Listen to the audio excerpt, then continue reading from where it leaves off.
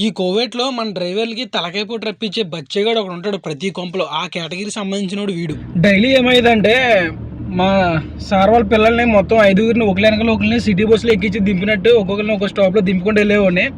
కానీ ఈరోజు మాత్రం మా బుడ్డగాడు ఒకడు వాళ్ళ ఫ్రెండ్‌తో బర్గర్ కింగ్‌కి వెళ్తానన్నాడనమాట. అందుకని చెప్పి ఇద్దరిని ఒకసారి, ఒకళ్ళనొకసారి అలా ఉంది ఈరోజు.